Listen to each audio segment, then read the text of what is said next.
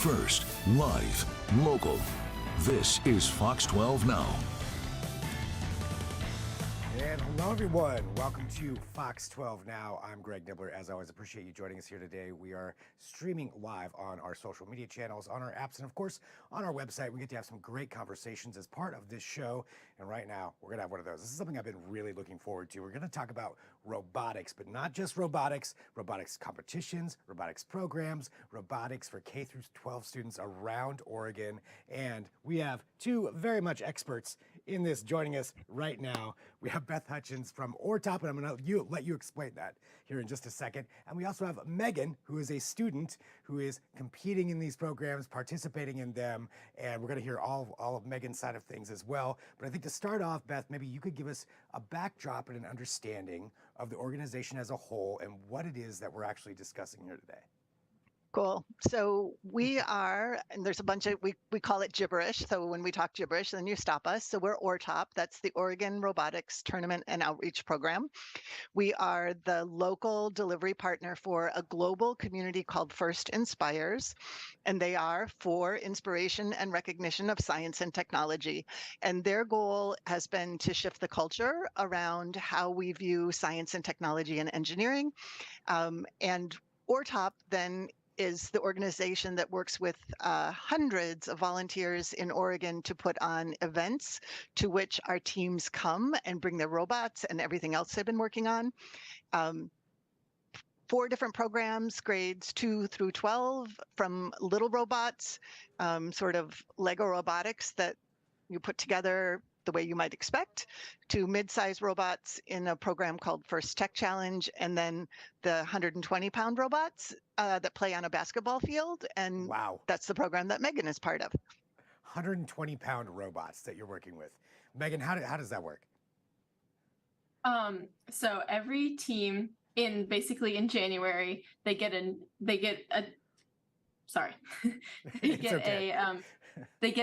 game, and it's a new game every year, and they have 6 weeks to build this robot.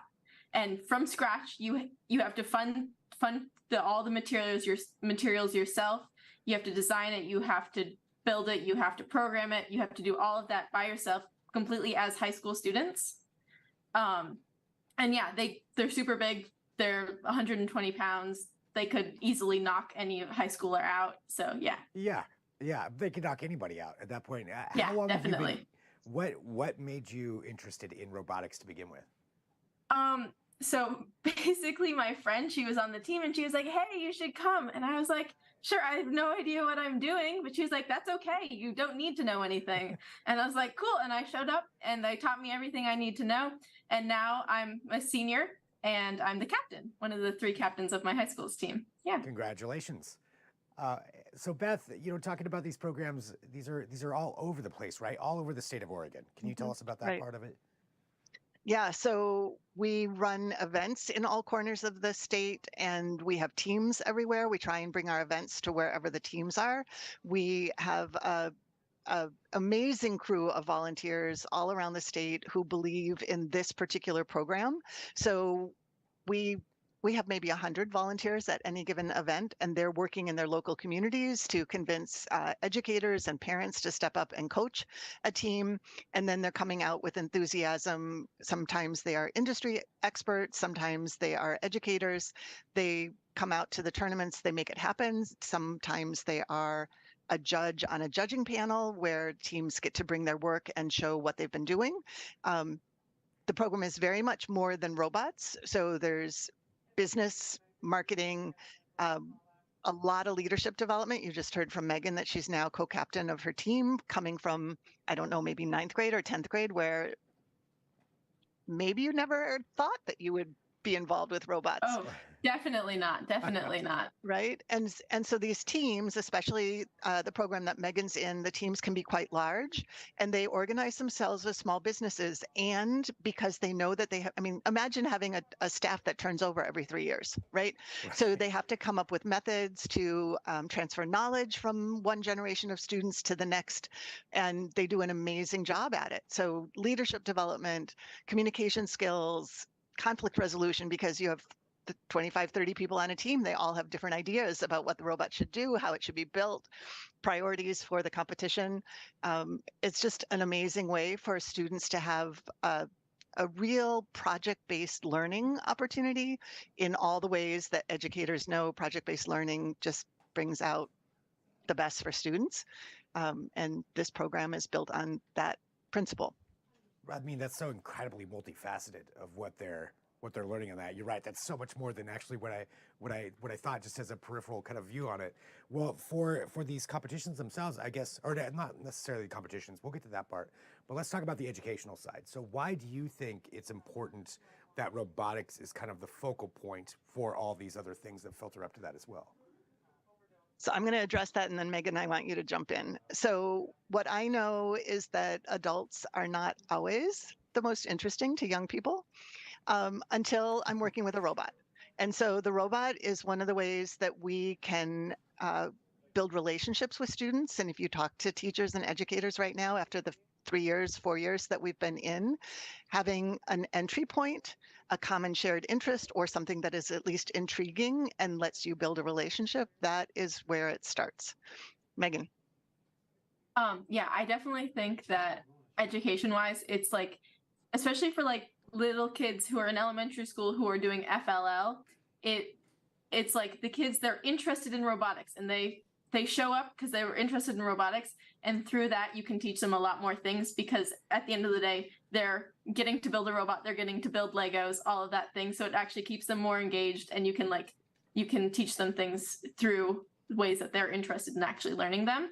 So yeah, so now I need to translate the gibberish. Megan just said FLL, which is First Lego League. Okay, and thank you. those are teams of 4th through 8th graders, up to 10 students on a team.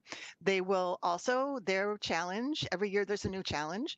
The challenge for First Lego League is released in August. The students start building in the fall, designing, like they don't know what the challenge is ahead of time. It's played on a 4 by 8 foot table with a mat and a whole lot of what we call mission models. So you get a whole bunch of Lego and instructions to put them together, and they articulate in various ways. So you might be trying to lift something up or push a lever with your robot. So you have to figure out how to build the robot that is able to do that. And then you have to program it so that hands off, your robot can take off across the table and push the thing or lift or put a couple parts together. There's just a lot of different ways, and there's a theme to it. So this year's theme is Masterpiece, and it's about the A in STEAM. So not only science, technology, engineering, and math, but also the arts. So a little inspired by, I don't want to say Disney, but inspired by the world of entertainment and the arts. So the project-based learning part of it is that this international organization with really, really smart people develop these challenges that have a theme, have lots of entry points, and also lots of places to extend. So you've got a place for every child.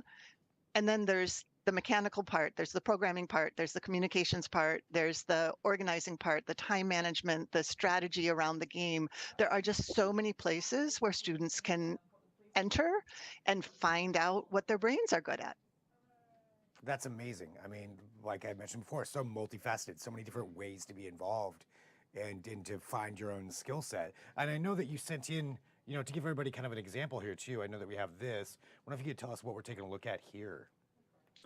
So actually the audio on this does a better job than I do. Megan, do you want to try and give it a go? They're talking about the different elements of running the team. Yeah, sure. So it starts with planning a robot based off of what you learn, what it needs to accomplish. So you sit down and you decide, okay, here are our priorities of what we want our robot to do. And then you start to design based off of those things, and you design all the elements like they're doing there to build a robot. And then from there, you take what was built, what was designed, and then you make it real life.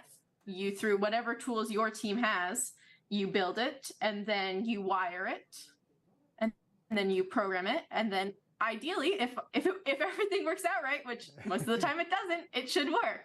And then from there you see, hey, it works, but it could be better. So let's go back and redesign it so it can work quicker and faster.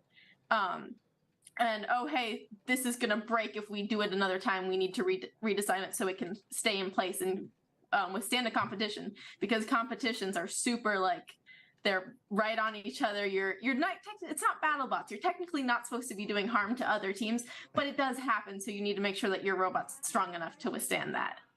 Yeah, in case the accidental run-in occurs. Yeah, exactly. Well, I mean, And looking then at this we is try and amazing. have fun. So you just Yeah. saw the students dancing. We play music. We try and get them out of the stands. When there's breaks, we bring them down. We've got line dancing going on. We bring students from around the state together for these events, and they get to find their people. They get to find other people who are just as excited about building things and making things happen. And we like to think of it as a sport for the mind. Like, we're really trying to make it fun. Fun is one of our core values, and shift the culture around how we think about science and technology. Which is Every great. student can go pro. I mean, that's the thing about this program is we need every one of these brains. We need every one of these students to bring all their skills, because we don't have enough engineers and scientists and mathematicians in the world. And there's a place for everyone.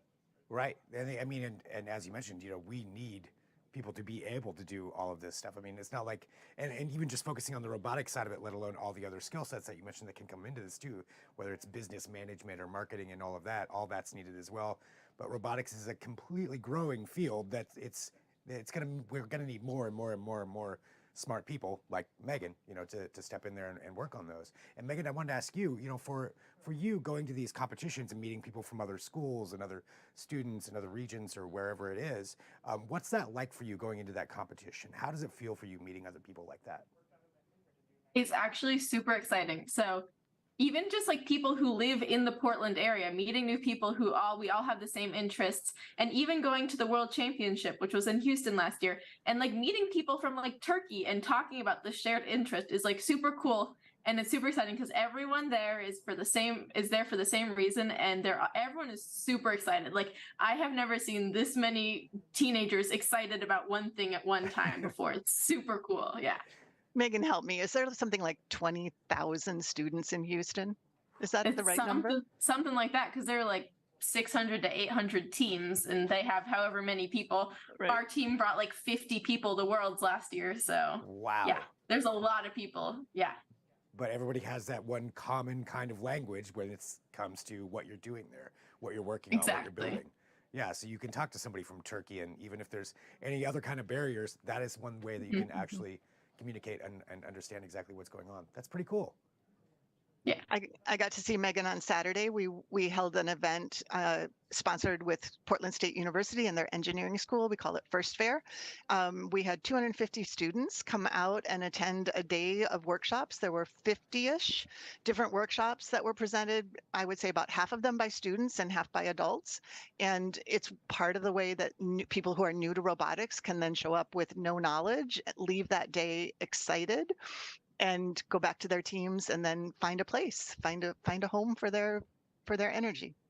Well, you mentioned one, that volunteers can actually join in and help out as well. So I think I have two questions here. One, how do students get involved in this? If there's not a program at their school, maybe they are at every school, but if there's not, how do they get involved? And then also, how do volunteers join in to participate and help out and support what you're doing? Well, those are great questions. So how to get involved, you ask somebody at your school to think about sponsoring the program. So we offer coach training. We often, not always, have grant money that we apply for on behalf of our team, so either from foundations or some of our corporate sponsors. And we use that to try and make sure that money is not a barrier for schools that are interested in participating. We often see maybe a science or a math teacher and an enthusiastic parent who come together. It's in the younger grades, it's usually an after-school program. Actually, Megan, is probably after school in your program too. Yeah, it is. Yeah. There's a class also, but most people just do after school. Right. So they show up after school. So you want a buy-in from your school? Contact us. We are ortop.org. For volunteering, we put on over 60 events a year. They all need something between 40 and 80 volunteers. You can be a judge, you can be a referee, you can be a scorekeeper, you can check teams in, you can be in charge of hospitality, you can be a team queuer, just making sure that the teams are where they need to be at the right time. We provide training. We've got all of our volunteers are background checked, so there's a whole process to get them into that system because we're working with young people. We want them to be safe. Um, Lots of opportunities. Yeah, Lots I of ways must to get say, involved. I volunteered at one of the first Lego League events in May, and it was super fun because me and like probably 10, 15 other people from our team went to Catlin Gable High School, and in the gym there were a bunch of elementary schoolers who were super excited to show off what they had spent the whole year working on, and it was 30 super exciting. teams. Yeah, and they were just like so excited to talk about what they had built, and it was super fun. So I would definitely recommend volunteering if you can. So there you are mentoring them and listening to them and helping them out. That's pretty cool. Yeah. It's way cool. And the role that Megan and her team played, they came out, they were, we call them reviewers for the youngest program. We don't call it judging, but they're just interviewing the teams and learning what they know. And what we know is for a second or third grader, there are very few cooler people in the world than teenagers who know robots. So we, ask the high school participants to come out and take roles and be on the front line, and they do an amazing job. That's so nice. Well, you mentioned there's 60 competitions at least a year, or different events going on. So what's the next event? What's something that people could go out and check out? Okay, so our next public events are October 7th and 8th at Wilsonville High School. On Saturday, we have what's called Girls Generation. That's our biggest robots. Megan, are you going to be there? Be there. I'll be there on the 8th also. Yeah, so on Saturday it's Girls Generation. That's an attempt to for students whose gender is underrepresented in STEM. So we're talking about girls and non-binary folks. We ask them to take all of the lead roles, so driver, co-pilot, pit lead. So that's their day on Saturday to build community and to have an opportunity to try things out. On Sunday, then we're calling it First Chance, and we're asking students to take roles that they don't normally have. So if you're a driver, we're going to ask you to be a human player, or so that's a role, and lots of different ways. So this is a preseason event for the largest robots because their program doesn't start until January. They don't know what the next year is going to look like. So students who are new, we're trying to give them an opportunity to see what it's like. After that are the mid robots. So First Tech Challenge, their program starts in October, and we have 8 leagues around the state, and we are really excited. If you want to be a referee, come on out. We'll give you training, and then you stand right by the field and you watch the robots who are on alliances. And so that's a really interesting part of the program. Your robot, your team will compete with someone else against another group, either 2 by 2 or 3 by 3. And that means that a team that you might be competing against this time around, you might be competing with another time. And so then what you see in the pits is you see teams helping each other. Like if a team has got a mechanical problem, then somebody else who maybe has some experience solving that problem, they're going to come and help them, because if they're on your alliance, you need their robot to perform. So there's just some things that are built into the ethos here, which includes gracious professionalism and this idea of cooperation, which we are just describing. So competition and cooperation. There's just a number of ways that that it's built into the everyday actions of how the program works. That's great. That's really cool. Well, I want to thank both of you, for coming on here to talk about this too and spread the word about this. Like Megan, before we go, I wanted to ask you if you had a pitch to say, yourself for somebody who's younger from like 3 years ago or whatever, when you first got into it, what would you say to them to encourage that person to join the robotics program? The people that are on my high school's robotics team are like my best friends. I spend maybe too much time with them, but every team is just like a sense of community. So you might find your best friends, and also you learn so many cool skills. It's basically like a little business. So you learn so many skills that you're going to need to know when you join the workforce that you're already learning in high school. So, and it might seem scary. You're like, I don't know anything. It's okay. You're going to learn all of those things when you join the team. So just give it a shot, basically. Well, Megan and Beth, thank you both for taking some time out here to talk to me about this, to tell everybody about what you're doing. Congratulations on all these really, really fun and cool things and valuable things that you're doing. And best of luck this year. You know, hopefully going back to Worlds or whatever it is that your goal is on that. Hopefully you can accomplish that. And thanks for joining us here on Fox 12 Now. Yeah, thanks for having us. Thank you. Thank you so much. You bet. And for everybody who's joining in, again, this is Fox 12 Now. We live stream every weekday, and we have all kinds of great conversations and different stories that we cover here on this show. So thanks for being a part of this. You can check out all of our coverage at the Fox 12 Oregon YouTube channel or the Fox 12 Oregon app. You can hit the Fox 12 Now button right there and watch all the different interviews and segments that we get to have on here. But I'm signing off for right now. I'll talk to you soon. I'm Greg Nibbler. This is Fox 12 Now.